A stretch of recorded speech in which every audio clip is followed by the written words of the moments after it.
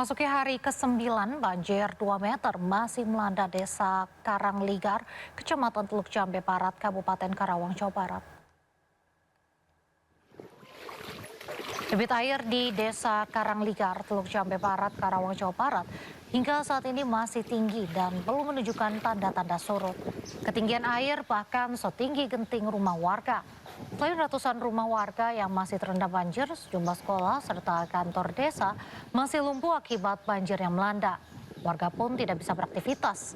Petugas memperkirakan jika intensitas hujan menurun dan Sungai Citarum serta Sungai Cipeet tidak kembali meluap, maka banjir di sejumlah lokasi akan segera surut.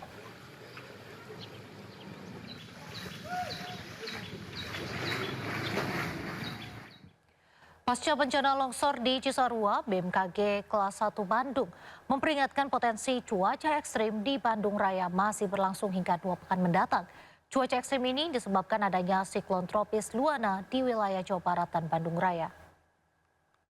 Belokan angin, juga ada seruakan dingin yang dari benua Asia mengakibatkan suhu dingin di wilayah Jawa Barat dan sekitarnya. Terus ada juga munculnya siklon Luana di Indonesia ini sehingga mendapatkan tinggi gelombang di perairan selatan Jawa Barat itu tinggi. Pemirsa, wacana pemilihan kepala daerah melalui DPRD terus memanas. Perubahan sistem ini dinilai menjadi sebuah kemunduran demokrasi di Indonesia. Isu ini harus menjadi perhatian semua pihak karena menyentuh inti demokrasi, yakni kedaulatan rakyat dalam menentukan pemimpin daerahnya. Wacana pilkada dipilih oleh DPRD atau secara tidak langsung banyak menuai sorotan tajam dari berbagai pihak. Wakil Ketua Umum Partai Perindo, Manik Margana Mahendra, menilai skema tersebut justru berpotensi memperbesar jarak antara rakyat dengan kepala daerah. Hal ini disampaikan politisi muda Partai Perindo tersebut dalam diskusi Sekolah Kebijakan Kita bertajuk Polemik Pilkada Tidak Langsung melalui DPRD di Jakarta Selatan. Pemilihan melalui DPRD itu tidak sama sekali menjadi pembahasan dalam revisi Undang-Undang Pemilu. Yang kami harap juga revisi Undang-Undang Pemilu itu lebih fokus sekali lagi kepada bagaimana caranya kita bisa menurunkan biaya politik yang mahal, kemudian cara upaya masyarakat bisa mengetahui calon yang lebih baik gitu ya, itu yang kami harapkan. Sorotan tajam terhadap isu ini juga berdatangan dari kalangan akademisi. Mereka menilai wacana pilkada melalui DPRD juga memiliki konsekuensi serius terhadap prinsip kedaulatan rakyat yang berdampak ke berbagai sendi kehidupan. Dampaknya yang paling fatal adalah pilihan yang inkonstitusional dan menjauhkan hak rakyat untuk memilih pemimpinnya.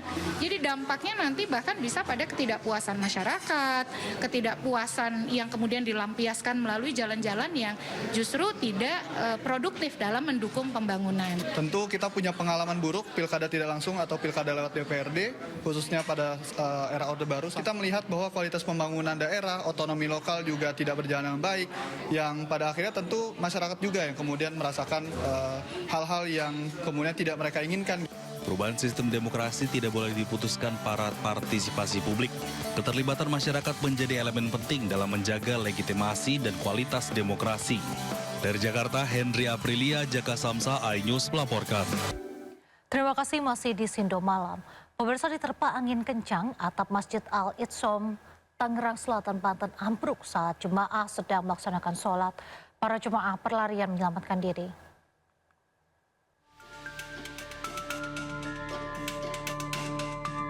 Inilah detik-detik saat atap plafon Masjid Al-Itsom Ciputat, Tangerang Selatan ambruk. Robohnya atap ini terjadi saat para jemaah sedang melaksanakan ibadah sholat subuh. Para jemaah pun langsung berlarian keluar masjid karena takut tertimpa. Diduga atap ambruk akibat diterpa angin kencang serta lapuknya bangunan. Masjid Pemkot ambruk itu pada saat subuh, waktu jamaah lagi pada sholat subuh, tiba-tiba di arah belakang dari atas itu ambruk atapnya. Untungnya nggak nimpa jamaah. Sementara itu pihak masjid terus memperbaiki atap yang ambruk agar peristiwa serupa tak terulang kembali. Dari Tangerang Selatan, Banten, Nunung Purnomo, iNews melaporkan. Pemirsa, hari keempat banjir di Kota Tangerang, ratusan rumah di Kelurahan Periuk, Kecamatan Periuk, Kota Tangerang masih terendam. Warga masih bertahan di posko pengungsian.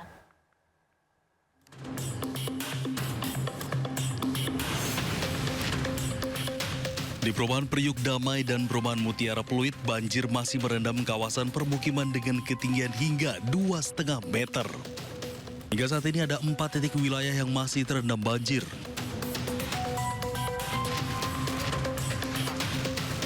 Sebelumnya ketinggian air berangsur surut, namun hujan kembali mengguyur wilayah tersebut sehingga air kembali naik. Kita lihat untuk ketinggian air, kemarin sudah mulai surut sekitar 1 meter. Namun pagi ini karena semalam sekitar pukul 1 sampai pagi tadi jam 4 turun hujan cukup deras. Jadi ketinggian air kita lihat pagi ini sudah naik lagi. Sekitar 40 cm naiknya. Pemerintah Kota Tangerang terus memaksimalkan sejumlah mesin pompa air di wilayah terdampak banjir agar bisa segera surut dan warga dapat beraktivitas kembali. Dari Tangerang, Banten, Sukron, iNews melaporkan. Kasus Hogi Minaya, tersangka kecelakaan yang menewaskan 2 pelaku jambret, telah diselesaikan lewat keadilan restoratif. Gelang pelacak atau GPS di kakinya sebagai tahanan kota sudah dilepas oleh Kejaksaan Negeri Sleman. GPS itu sebelumnya dipasang agar tersangka tidak bisa keluar dari Kabupaten Sleman, Bantul, dan Kota Yogyakarta.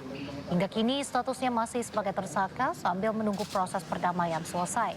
Hogi berharap proses perdamaian lewat restoratif justice segera rampung. Seperti diketahui, Hogi Minaya dijadikan tersangka oleh Satlantas Polresta Sleman karena mengakibatkan 2 orang penjambret istrinya meninggal dunia. Ia dijadikan tahanan kota dan dipasangi GPS sebelum akhirnya perkara diselesaikan lewat restoratif justice di Kejaksaan Negeri Sleman. Ya. Puji Tuhan, alhamdulillah sudah mulai agak reda, Mas.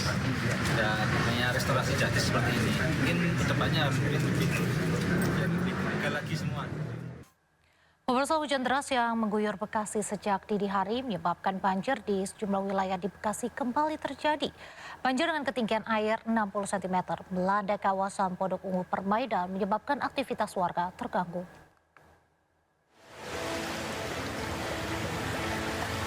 Nggak berani Pak, dipaksain Pak Bowo. Dipaksain. Lihat Mas. Akibat curah hujan tinggi sejak Minggu hingga Senin dini hari mengakibatkan sejumlah wilayah di Bekasi kembali terendam banjir.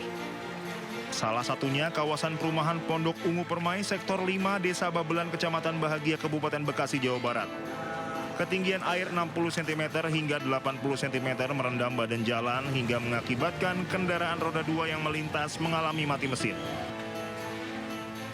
Selain curah hujan yang cukup tinggi, banjir di jalan tersebut juga akibat saluran drainase yang kurang baik hingga genangan air terjadi. Udah dari kapan nih bikin banjir nih? Hujan dari jam 2 malam.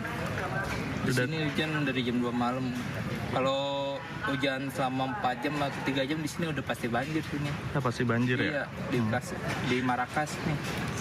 Kira-kira kalau akses ke sini tuh terhambat nggak sih kayak untuk aktivitas? Pasti terhambat, motor nggak bisa jalan gitu.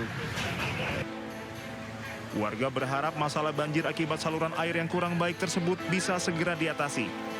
Dari Kabupaten Bekasi, Jawa Barat, Gilang Yusufan, iNews melaporkan.